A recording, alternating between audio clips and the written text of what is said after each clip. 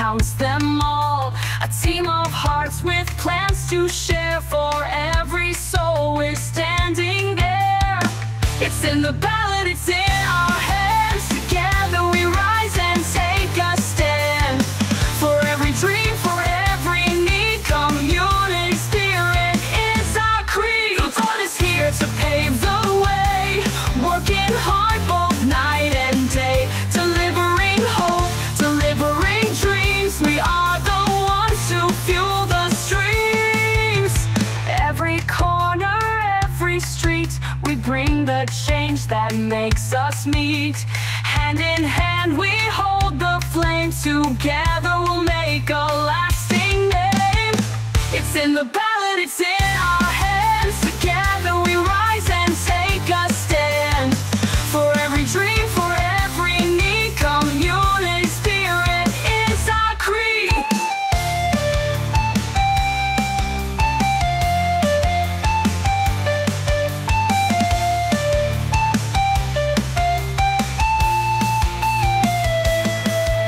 The vote is here to pave the way, working hard both night and day, delivering hope, delivering dreams. We are the ones to fuel the streams. Every corner, every street, we bring the change that makes us meet. Hand in hand we... Okay, good afternoon everybody and welcome back to It's in the Ballot for the Katikati Community Board It's in the Ballot show. These candidates here are vying to get your vote to be on the next community board, but with every election there's always one thing stepping in their way, and that's your vote.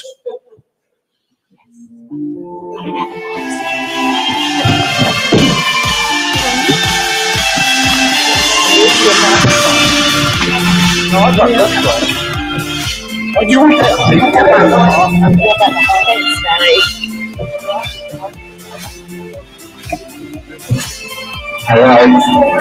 It's working. Working. Well, we hope so.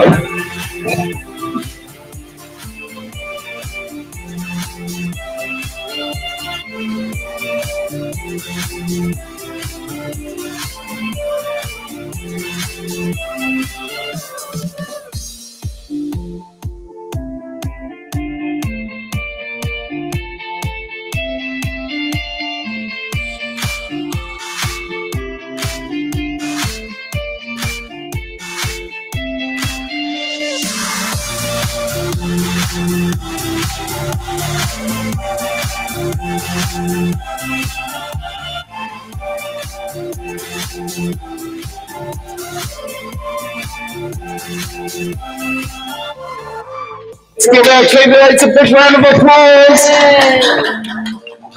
Okay, and welcome to today's It's in the Ballot show, where we have got oh god, these feel so back to back, these It's in the Ballot shows. I mean, put it this way, I'm nearly about to call myself a, what do you call, encore musician or something, where they just keep doing things non-stop.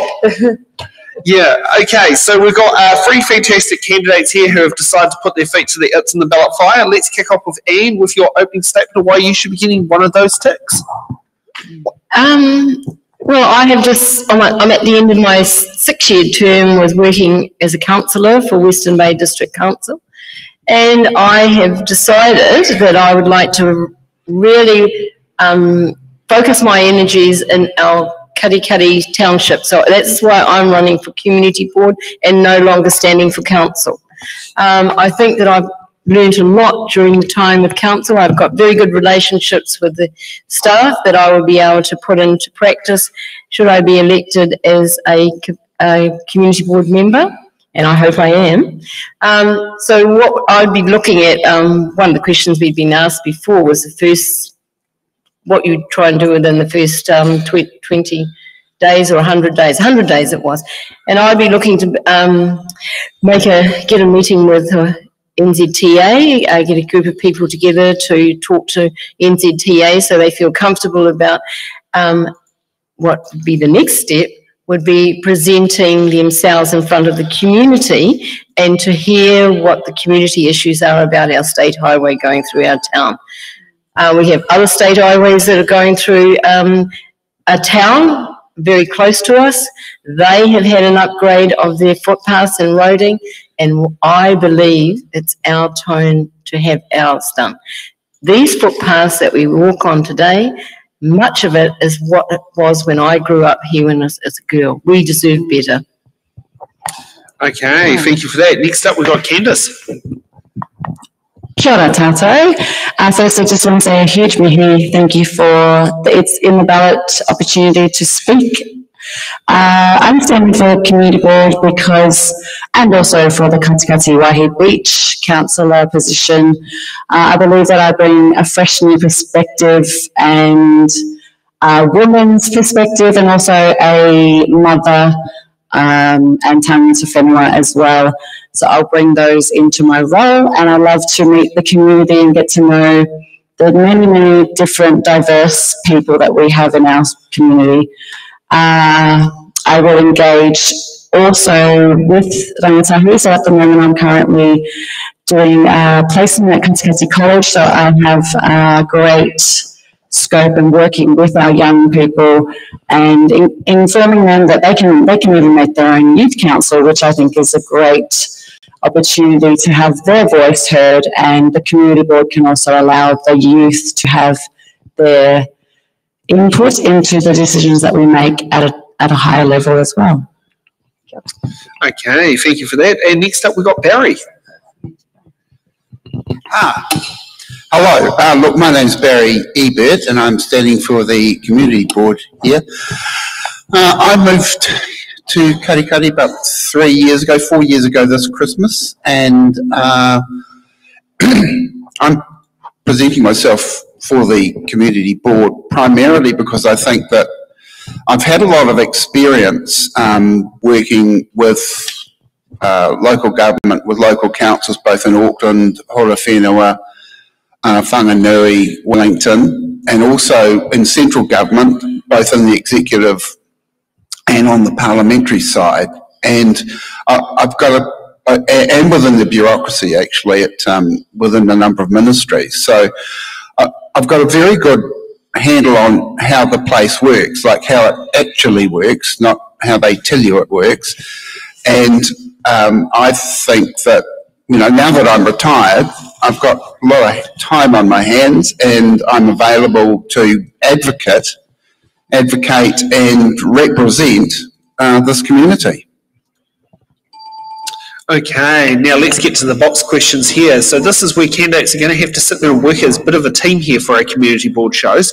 So we're going to get each candidate, one by one, we'll pick a box number, but all candidates will be answering the question.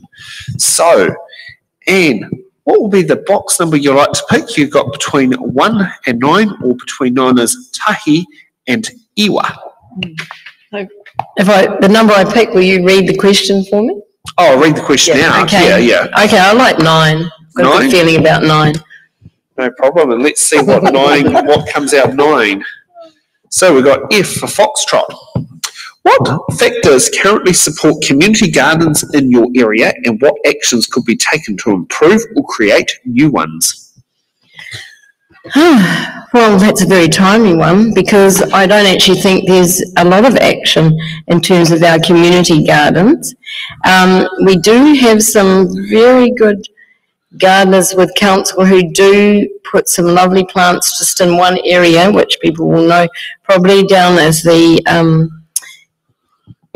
it's down by the garage where there's lovely flowers growing each year, but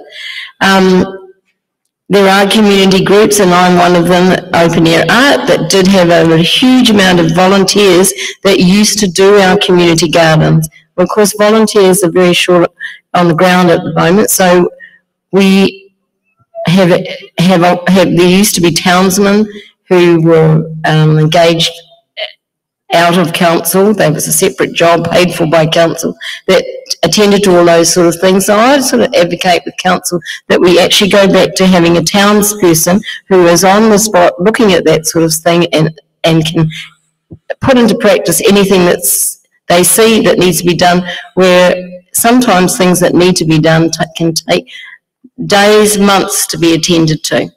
So that's what I would like to see, someone who is a designated person who is looking out for those sorts of things, community gardens and things that should be tidied up around the town. Okay, Candice. Yes.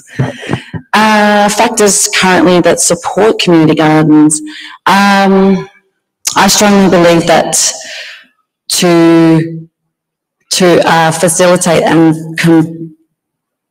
combine and have everyone involved in things like this, it's a great asset and something that most communities need to have, because being sustainable in that way and having the garden there for us to share and learn as well on how to garden. Something for me as well as a huge learning curve to how to garden. I've got a garden at home and I don't actually use it very well.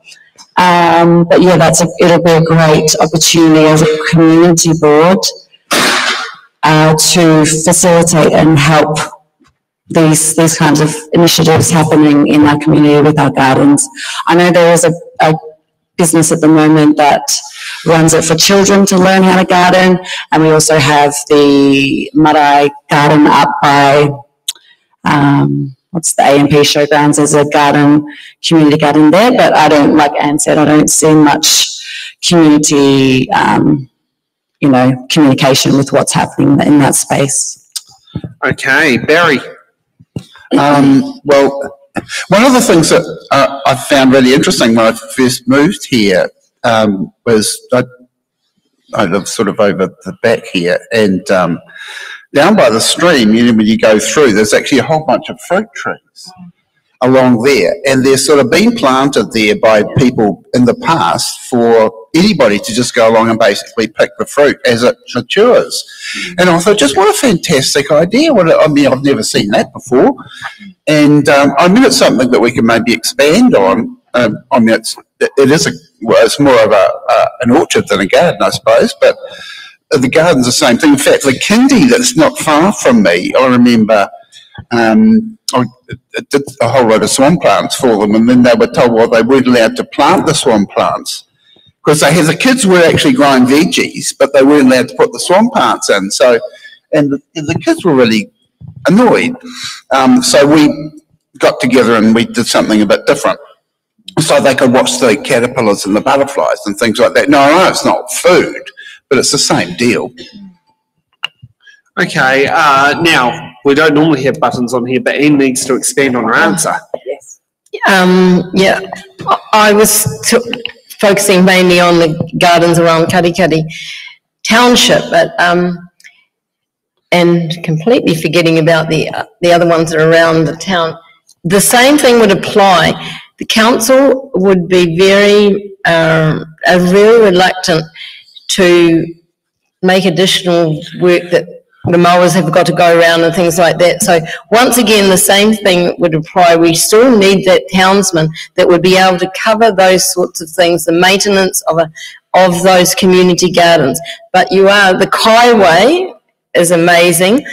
It's very hard to describe where that is, but it is in a natural stormwater drains and passage that's between a subdivision, and there's huge amount, that might be the ones that you're talking about. Yeah. There are a fantastic amount of fruit trees down there that not very many people in the community know about. And so we need to socialise that and get people knowing that they're there and they can go down. And there's a playground near it. So, yeah, that's what I wanted to add in. So, can I also add in? Sorry. Go ahead, yeah. No? Yes. Great. But just for one, I kind of have to do it for all. Just following on from what Anne's saying with the Kaiway, so I stumbled upon that beautiful little thing in Parklands. I believe it can actually be improved quite significantly, because I wanted to pick some fruit from there and there was nothing on it, and there was no signage to show what type it was,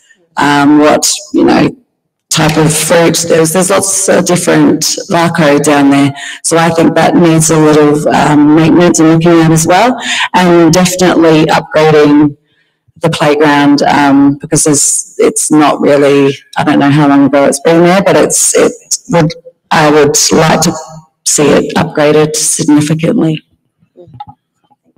Okay, Candice, what's the next box number? Let's go with Rua, please. Now, in my head, I thought you were going to choose that. That is so weird. You're a mind reader.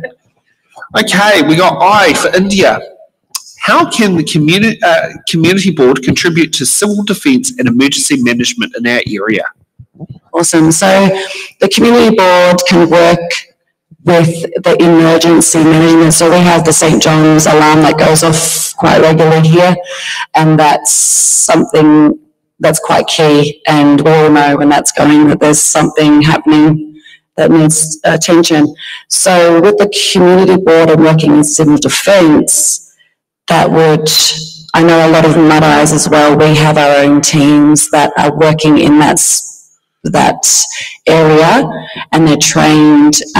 We have bunkers for if there's earthquakes, and our Mud-Eyes are quite useful in that way because it's up high, it's always out of the town ships. So that's a great, opportunity for the community to have that civil defence and emergencies if we were to need those. And it's very crucial that, Katikati doesn't, we had huge winds on the weekend, so that was a huge example of emergency, and the alarms were constantly going off, but I think we recovered a lot, and the council were able to come and assist with any damage that was done. So, yeah. Okay, Barry.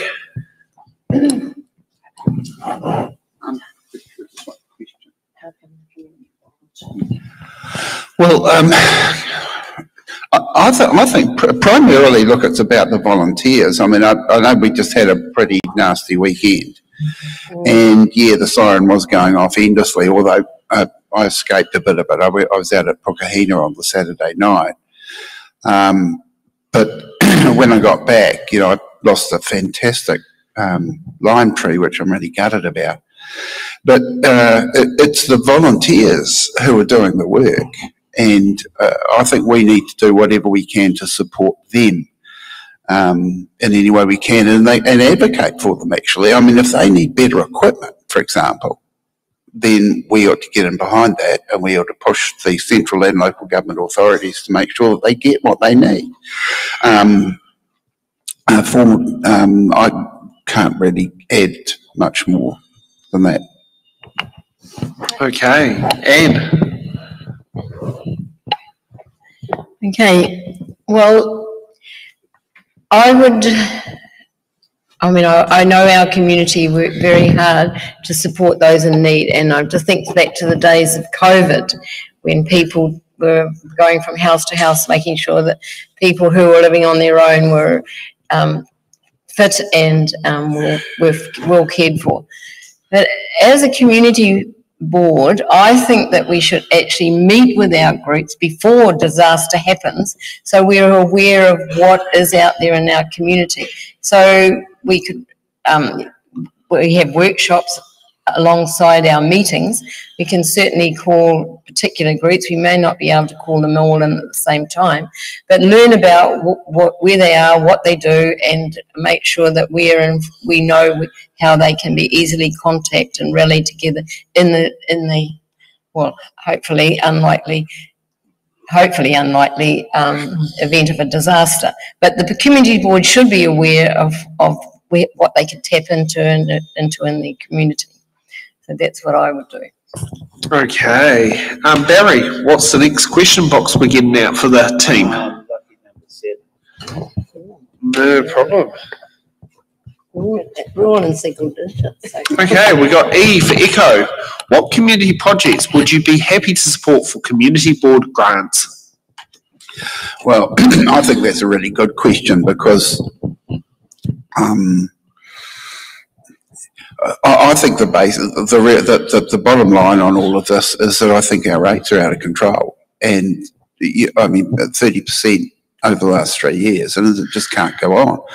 Now, when it comes to community grants, if that's ratepayers' money, then I just think we've just got to be really sensible about it. And if there are genuine projects that have widespread support and deliver genuine benefits and outcomes across the community, then fine, we need to look seriously at that.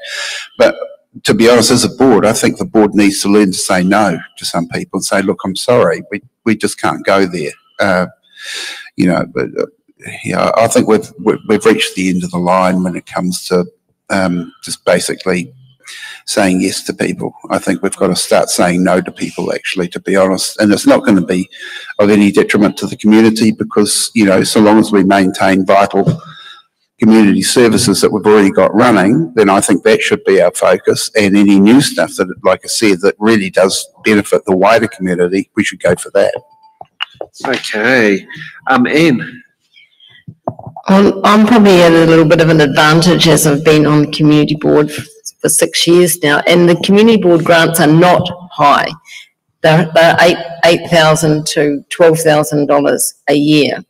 So we quickly established back in my first term that these grants are for community groups that are not a part of association, but they are doing good works in the town, like scouts and guides and groups like that. So one of the things that we haven't done well, and we talked about it, we need to socialise this small grant opportunity to our groups in the community, that they can come if they need a new mat for the gym or something like that. Those sorts of things are readily available through a very small application. It's not hard. Just a one-pager. You come along to the council, state your reasoning and stuff like that. And generally, it's just a little bit of a hand up. I think the one of the example I can think of, the toy library, they had unfortunately, they had put down a deposit on something and that got lost. So they came to the community board. Children, young kids crawling around, need carpet to crawl around on, not concrete floors, and we provided that balance that they needed to get that put in. So it's just a little hand up for our community groups that are out there working hard for the people that are in our communities and belong to those groups. Okay, Candice. Yes. Community projects are key to, I believe, in small business, so supporting those who may need some sort of a start to get their idea up and running, those sort of projects. Definitely education projects for scholarships, helping whether that's in a particular discipline or sporting achievements, so we can work as a community board, I believe, going to like the rugby club, our soccer teams, sports, but also families. So, if they need, I guess childcare is a huge one, whether they're able to help subsidise anything with that for families who are in need, the most vulnerable people in our community, so things like, single mothers, those who can't work, those sort of avenues. But definitely, I'm sure the community has some great ideas that we could get from them too, and learn what they would like to see as good community projects. But those are what I would say. Okay, Anne, what's next box number? Let's go into double digits. Oh no, there won't be any double digits for this one. They're all single. Oh, we're still single. Okay, all right. 3. Okay, go for number 3. Okay, we got D for Delta. How willing are you to work with local hapu and iwi at a community board level? Very welcome. I grew up in a community, and some of the people are still around that used to see a community that was developed, would not have developed as well as it did without Māori to support them. And that was how those young men, they were, but as older men, they were saying, yes, we worked together. We went out. If there was haymaking to be done, everyone was after school and out working together to bring it in, and then they'd be off to another farm. So in terms that's the old history, but one of the things that I am very pleased about, and I want to encourage more, is that when I grew up, I only knew our Māori when they were at school. I never saw them in the weekend. And the one thing that I was so pleased about was when, is it the Ngātami Wharirua, the health centre? When they came out back from the marae into the main street and have made a very, very visible presence that they are here. And that's what I want to see.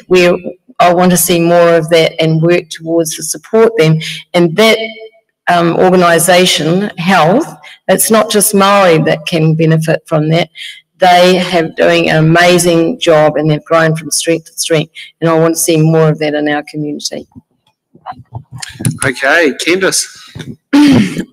Yes, definitely. So this is a huge, like Anne was saying, it's a great way to be a community and be resourceful and use each other's strengths the most. I mean, I'm obviously very willing because I'm part of those hubs, and Ngātami Wharirua Runga, they have many health services available. They have food available to give to whānaus who need that. Many different services that are, and I'm so proud of them that they've achieved that in the mahi that they've done, and can only get better from there. Yes, so I'd be absolutely 100% in. Kia ora. Yeah, Okay. Ko tahitanga. Barry. Oh, hi, I'm, like you two, I absolutely support that kind of community connection. I'm not familiar with the local marae here, and so I think one of the things I need to do is get around and meet a few more people.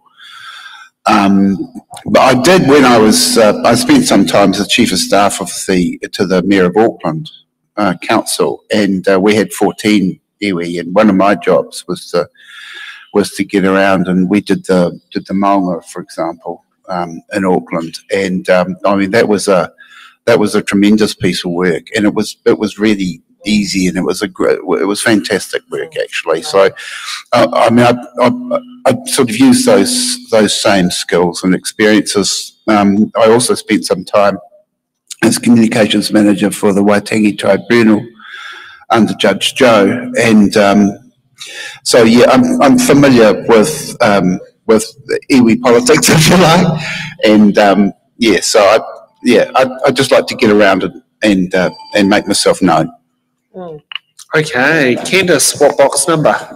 Let's go with wha, please. 4. Okay, we got G for golf. What would your role entail in overseeing the planning, regulation and implementation of traffic, parking, signage and related policy changes, including community consultation? Oh, that's a mouthful, isn't it, Sam? That's Yes. Oh, okay. So this in community board, this is all what it entails. So working to plan, work with our community to understand the main issues. So things like, I guess the parking's pretty straightforward. That doesn't need much work. And then traffic. So traffic's a huge one, I think, especially when there's only one lane going through the town. Related policy changes, including community consultation processes.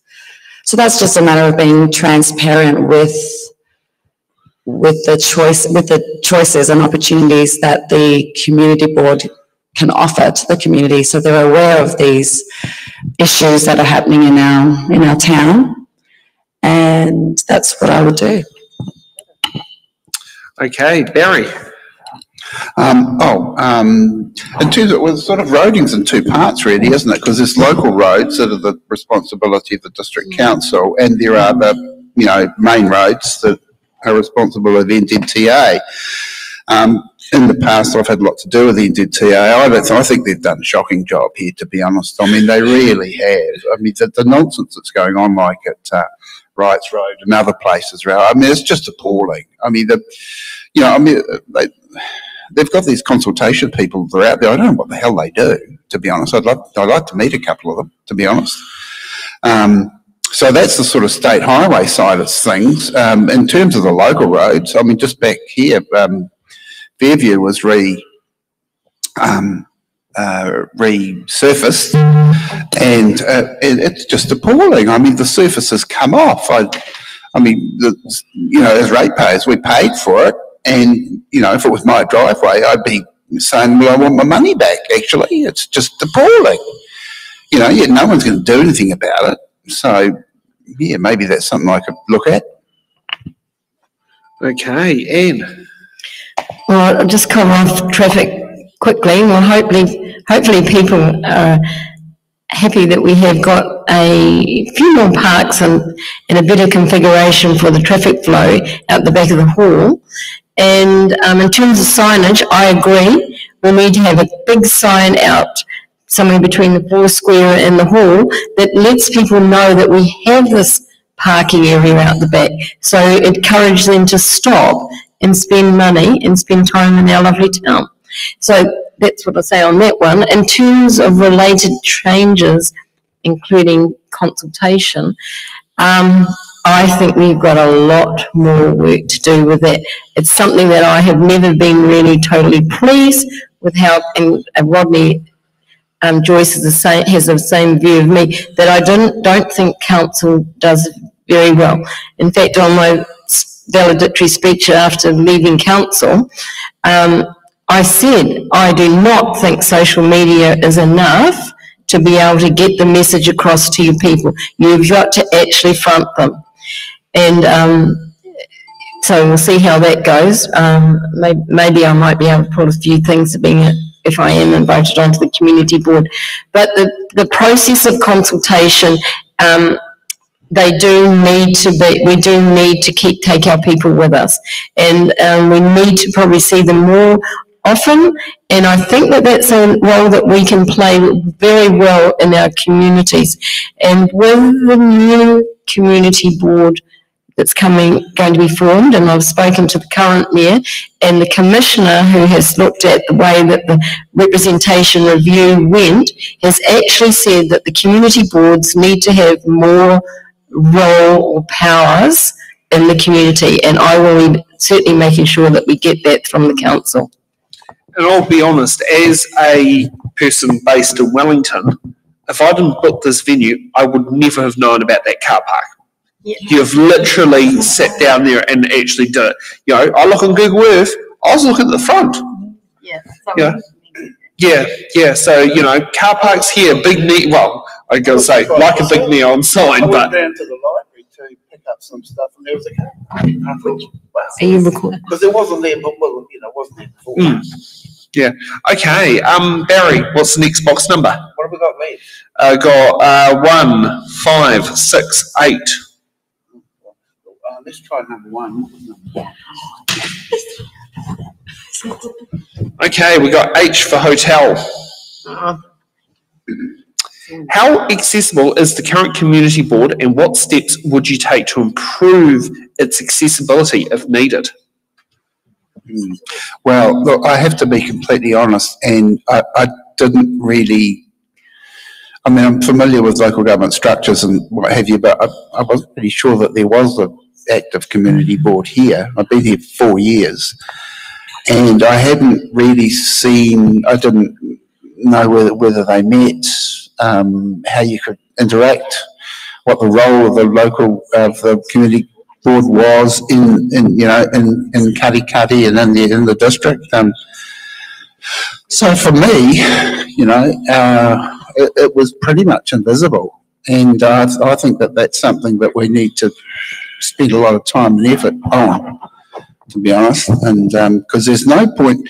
You see, I would see if elected to the board, I would see my role as advocacy and representation, and neither of those things can really happen without there being sort of constant communication between the community and the board. So that's certainly a thing that I would like to really focus on big time. Okay, Anne. One of the things we have is a public forum before each of our council meetings and our community board meetings. Now, with the changes in the community structures, we can actually change the forum format where we can have more of a conversation with our public when they come in to present something to us, which currently we can only ask questions. So I think that will actually allow people to be more comfortable to come because they know they're going to be engaged in a conversation with their community board. It does need to be chaired very well because that could go on for a very long time if you weren't snappy on it. But I do believe, I feel very uncomfortable that we can only ask questions of people who spent the time to come in to see us. So that's one thing. And I talked a little bit about this before, about inviting, when we talked about civil defence, inviting specific groups to come in and talk to us about what they're doing and do it on a regular basis. Perhaps not every meeting, but, they get a 15-minute slot and they can come and tell us all about them, those sorts of things, asking them to come to us, not waiting for them to come to us. Okay, Candice. Yes, the accessibility of our current community board, I believe, is not quite evident in my view. I haven't had much to do with the community board currently that we have. So we've got a chair, I believe it's 4 members. It's not working, but also what's happening in the climate of community board, they're not given and they're not mandated or allowed to make much difference other than, and I believe it's also a matter of communicating, understanding it ourselves first as a community board team, and then coming up with plans like Aaron was saying, and Barry as well, with ensuring we have that relationship with our community members to understand the main needs and what they value and what they see happening in their society. And that means also reaching out to all demographics within our community, not just one specific, type of person. Shut up. Okay. Oh, I've got a lot.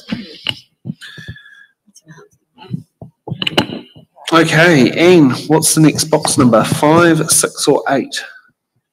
8. Please. Make it a good one. B for Bravo. How will you stand up for your community if it interests, if it differs from your own position? Well, that's a challenging one. I'm not here to serve myself as a councillor, and I certainly won't be doing that as a community board. But I remember that I am part of the community too, so I am entitled to, voice my opinion. But as a community board member, I would be listening to the community. And as I said, talking before about the way I would believe the community board would engage with the community was more in a conversation. So listening as well as adding, listening and adding, but not overriding. So, as a community board member, I am part of the community. So, I think that would be probably, let's check the community interest. So community interest, I'm totally supportive of what the community are wanting to achieve. Their interests, I'm totally, we don't get enough of hearing from their community and what we want and what they want, and how we can help them. So I would encourage them, as we've talked about through this exercise tonight, about the ways that we can engage them more. Okay, Candice.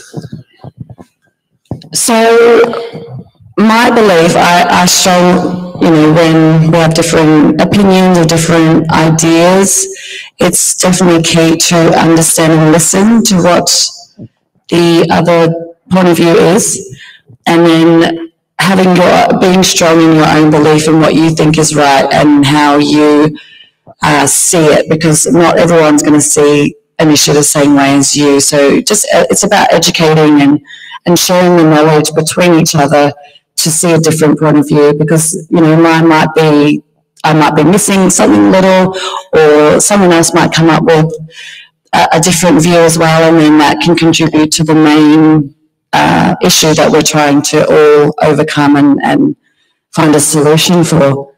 So yeah, that's what I'd say to that partai. Kia ora. Okay, Barry.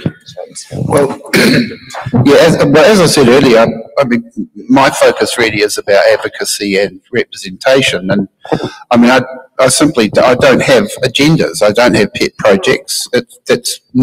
Wouldn't be my role as a member of the community board. It seems to me that we've got to improve communications and transparency and those sorts of. I mean, meaningfully, not just buzzwords. And I think in that context, being able to represent various views fairly, I think is really a big part of the job and a big part of the role. And whether I personally might agree or disagree, I mean, everybody has an opinion, and every opinion has to be respected and valued. If there's clear preferences in the community for certain things, then sure, you can push certain things, but it has to be led bottom up. It can't be sort of top down stuff. It's got to be bottom up. Okay, Candice. 5 or 6? Oh no, my favourite number, 6. Okay, we got C for Candice. How will you stand for the community at the council table on issues where council is not in support of them? Can I have the partai one more time? Sorry? Can I have the question again? Yes. How will you stand for the community at the council table on issues where the council is not in support of them? Yes. Is it my turn? Yes. Okay. So this is a good one, because we're going to obviously advocate for our community here in Katikati and Waihi Beach as a whole. Presenting those issues to council to ensure that they are, well, firstly we have to make sure that we're fully aware of the entirety of what we're proposing, what we're standing for, and what we believe is necessary, and weighing up the options and trying to analyse to make sure that the right decision is made in the council. So if they don't disagree, the council doesn't see that it's a priority, then we have to look at that as a whole, because we need to assess the priorities and is it a must-have, is it a necessary project, or is it a necessary service? That's something that we, as a community board, need to bring to the council. Okay, Barry. I'm just rereading the question. Well, I would have no trouble whatsoever doing that, to be honest. But I spent large chunks of my life persuading people who in authority to take certain courses. At the end of the day, it's a numbers game, and we can make very, very strong representations on behalf of the community, on behalf of Katikati, to the council, and to agencies, EDTA, loads of others. We can make very, very strong representations. But it's the question of really sort of that persuasion and knowing the systems and knowing how you can actually move those arguments through to actually get the sort of the well-being and the outcomes that you're looking for. Just sort of screaming at people, this doesn't work. So I'm pretty skilled at doing that other thing. Okay, Anne. Well, first of all, I would be quite upset if it was a majority held view by a community and we had to stand up for it for council. We had to fight for it for council. But just to be clear that standing up for something means that I would be standing up for something that was a majority held view. This is not to say that I wouldn't explore the possibility of a view that is not something that is foreign, is something that's foreign to me, or has not been socialised in the community. I would have to find out more about that before I would take it to stand up against council.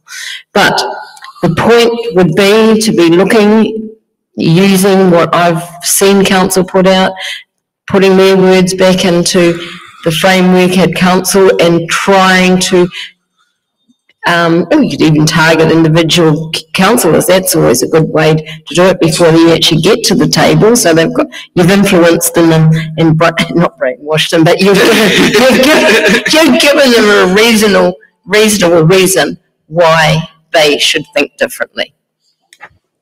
God, I do like the words of try to brainwash the councillors. There are some councillors in Wellington City Council who I swear are very easily persuadable. They would they'll sell their souls if they had a chance. Really? No, we've got a pretty good. The Wellington City Council is seriously dysfunctional. I think we both agree on that. Yeah. Oh, there's certain people on that council, it's my way or the highway, and they don't understand they've got to work as a team. Yeah, but let's stop talking about Wellington and Katikati. Barry, you have a choice of box 5. Oh, great. Well, I'll take box 5. Okay, we got A for Alpha. What will be your preference for new street names to be based on in the Katikati Community Board area? We have some examples such as former mayor names gifted from local iwi.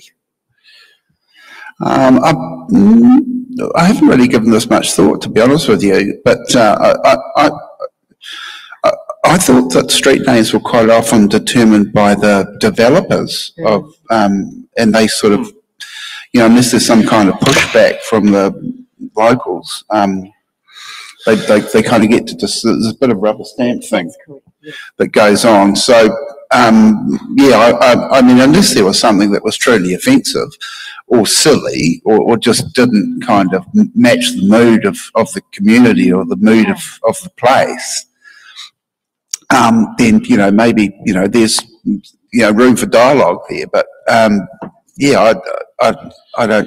don't know that the community board makes those decisions, to be frank. Okay, Anne. Yeah, an interesting question. And you're quite correct. The developer does put up a name, and sometimes there are other names that have come to the council table where the decision is made, and that is after it has been widely, or let's say wildly, council's widely, which is not my wildly. Has been socialised, and we do get the feedback about it, and then a decision is made. And the last one I can remember was only 2 names, and that was So I would be open to suggestions, and I would just like to think that they have some relevance to the area that it has where the building or the subdivision has been done. Family names, I mean, we've got one that's just called East. That's because it's on the east side of the, so that was from the developer. So I haven't really had thought about names of roads. I know that if they were to change some of the names of the roads and some of the names around here that have historical referencings, I think that would be more of an issue that I think I would be more concerned about. But I haven't really felt that perhaps the process should be more socialised with people, and maybe people from this, where this question has come from, maybe feel that there hasn't been enough consultation, and that person, whoever's put the question forward, I'd like to talk to them and see more about what their thinking is and why that question has actually come to us tonight. Okay. Candice. Yes, I love this question.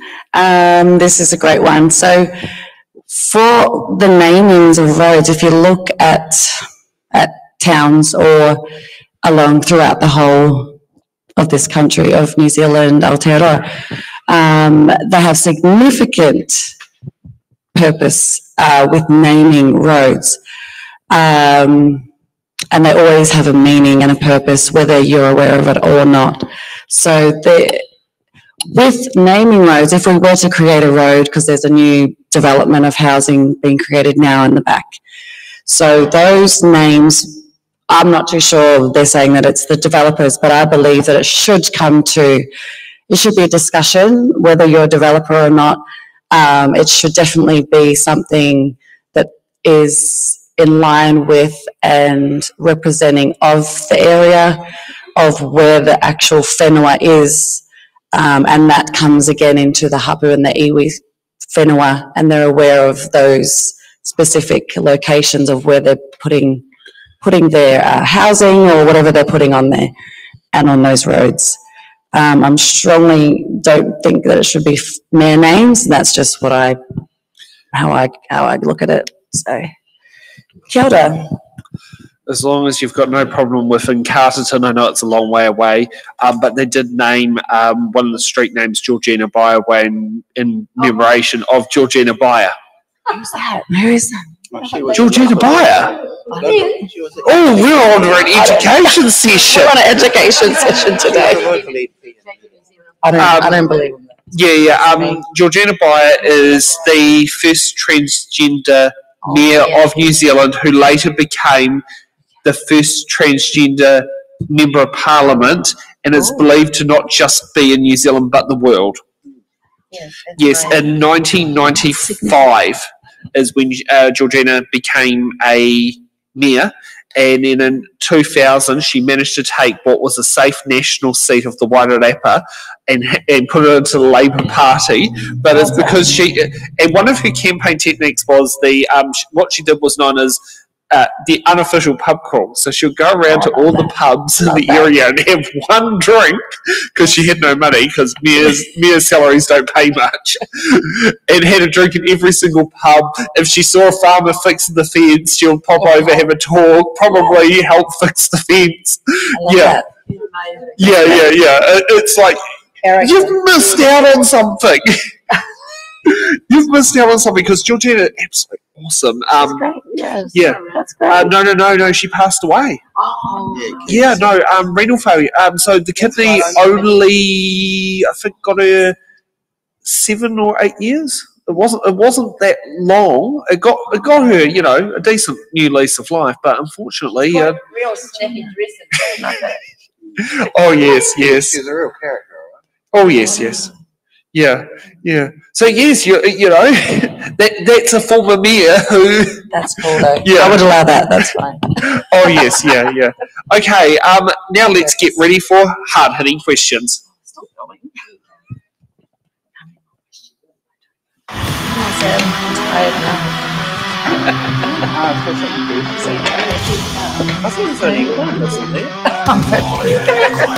Are you ready for it?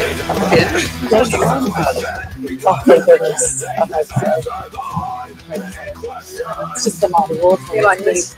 Yeah. Okay, so hard-hitting questions. We only got one, but a very important one. What is your position on retaining Western Bay of Plenty Council's Whakakaora district-wide ward and the Bay of Plenty Regional Council's Māori constituency, and why do you hold that position? Let's kick off with Candice. Tēnā koe. So, like we discussed previously in the Katikati War Beach ward, this question also is presented. And it was unanimous, surprisingly, out of the 6 of us that were here, other than John Clements, who wasn't able to be here, 5 of us said yes, and we would like to maintain the Wakakai Uru ward for our Western Bay of Plenty whānau. I strongly think that working together in these spaces with Māori, it allows them to actually vote for one of their constituents, which we have here, Sware Burrell, Carlton Bidwell, and Darlene Dinsdale, who put up their hands to represent the 4,000 Māori who are on the Māori roll in this district. So I don't see a problem with it. It's quite a huge thing to put it up, huge question to put it out to the people to decide that when it's not really being really discussed further. It's just a very yes or a no, and this is why. But I'm strongly for retaining and keeping Māori wards moving forward, and this term with our Māori councillor in council will prove that it's a great resource for everyone, not just Māori. Okay, Barry. Yeah, well, this is an interesting question, and I know it's pretty divisive. I mean, the fact that there's a referendum out there on it makes me think to myself, well, really, I should just shut up and just let people decide. But having said that, you know, I think the retention of the wards as they stand is a good idea. I think fundamentally they're a good idea. In fact, to be honest, I think we should just leave it up to Māori to decide whether they want a ward or not, really. You know, that's basically where I stand on the question. I think the referendum is sort of, you know, it's a political thing, really. And like I said, I'm reluctant to take a stand as a candidate because it's not, you know, it seems to me with the referendum out there, it's really politicians and you know, would-be politicians should really stand back and let the community debate and decide. But you know, if you're asking me for my own personal view is that yes, I'm in favour. Okay, Anne. I am in favour, and I think that the communities that we are in are the richer for having a Māori ward. What I do see, and I have seen, and I hark back to the comment I made before about a community that I grew up in, where Māori and Pākehā work together to bring in the hay and all the jobs that machineries have taken over and done. Machinery has taken over and doing now, where it was the workforce that got things done. So, and then we went through a period where we didn't see people outside school hours, and now we do. We see them in our main street, we talk to them. And I have been very impressed with the candidates that I have seen speaking on the campaign trail. They are very, very, very knowledgeable. They're very, very skilled. They have incredible talents that I think that we can only benefit from. That's not to say that our Pākehā do not have them, but there's, you know, that's another view, another world view that, as I say, there's been a period in our history where we haven't been privy to that. So, yeah, I am definitely in favour. One of the things that I was very pleased to see when the Māori and the Western Bay that had come to us to talk about the Māori wards, they didn't want a hand up. They wanted to run for the Māori ward like anyone else, and so it had to be plus or minus. So the Māori ward had to be very similar to the other wards that were there, and so and they had to win it on their merit, whoever was going to be that Māori ward. And as it's been said before, the councillors meet the councillors tonight. It's not going to be an easy job for that one person who gets that ward that's right across the district. And I was going to make another point there. I can't remember. Yeah, I think it was about that they are to be elected, and well, anyone can stand. It's not just for Maori. You don't have to be Maori. You can run. Anyone can run for it. So it's not exclusive. But yeah, I think that's the main thing. It's not a hand up, and I really get disappointed. And you know, you go to it's talking about Maori language. I mean, it's all through Europe, dual languages. We should be something that we're proud about. I mean, how many months do we go on about who's on a sign, Maori sign, English or Maori, which one could come first? Who cares? Just the fact that we've got that means that we're enriched as a country.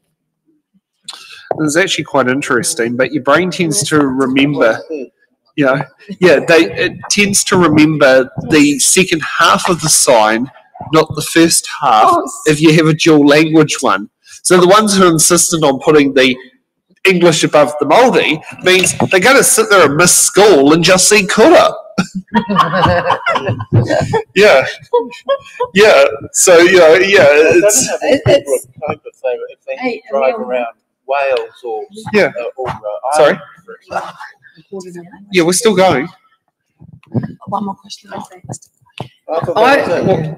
what I was going to say. We need to grow up New Zealand. You know, we're number 8 wire, but there are some things that we need to really look at ourselves and really think what we're doing to our fellow man. Yeah.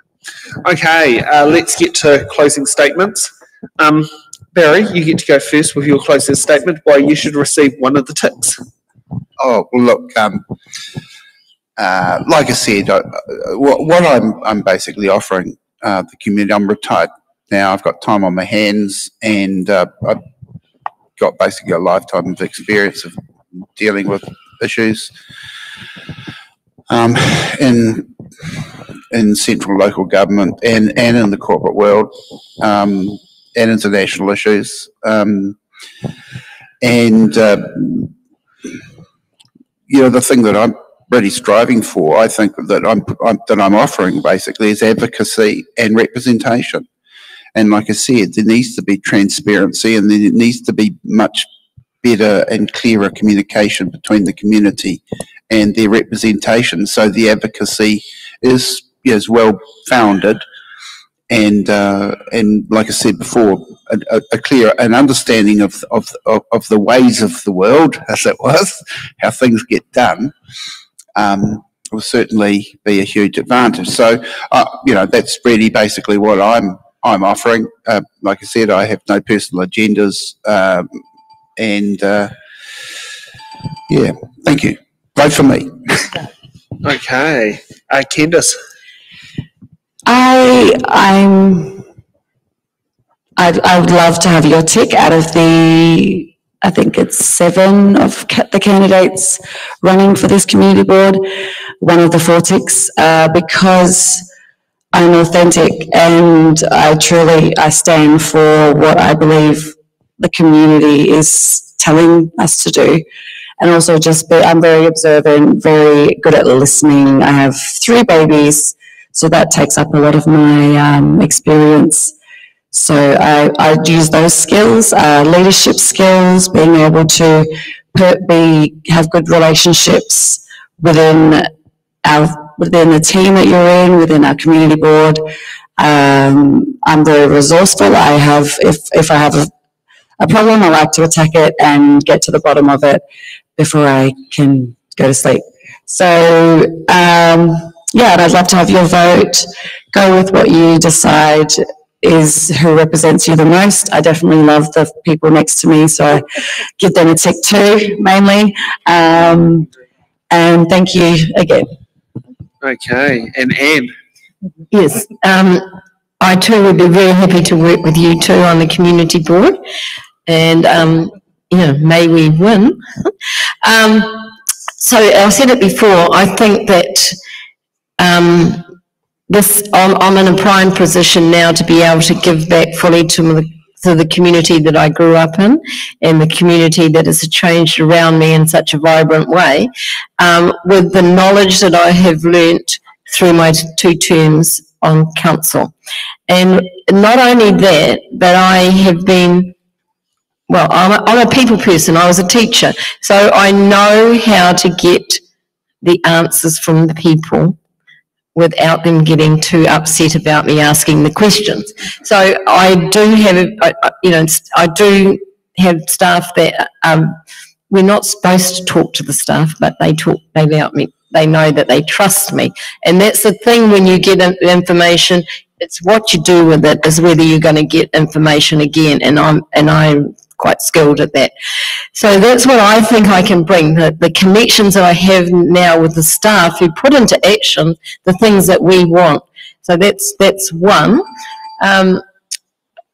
But this is my opportunity now.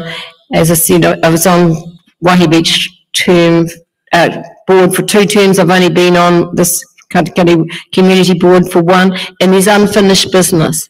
There's things that we've just put into play, and I'd like to be able to have another term on the community board to be able to see those come to fruition. And I am already connected with the community through the Hall Committee, through Open Air Art. I'm the chair of Open Air Art, and I'd like to see our community groups work together to put projects into our town that will attract people here. Once we get some calming in the main street, that's the main priority, really. So yeah, I think that I can bring those skills to bear in our community to get better results through the council staff issuing our requests. Okay. I'd like to say thank you to our candidates for participating on It's in the Ballot. It's not easy to jump out in front of a video camera, but thank you so much for doing that, and thank you for making a very pleasant experience. Any last comments you want to make? And thank you for organising tonight. Thanks, actually. It's been brilliant. I wasn't 100% sure of what I was walking into, to be honest. But no, it's been great. And look, thank you very much. It's been excellent. Yeah, I'd like to say the same. And you have made it very, very easy for us because you're such a chilled out guy, and no pressure, and you've made us feel all comfortable. No problem. It's not easy talking in front of the camera, looking at yourself. Oh, yes, yeah. Okay, well, we will sit there and call that a show. And Ian, can you please hit the closing credits key?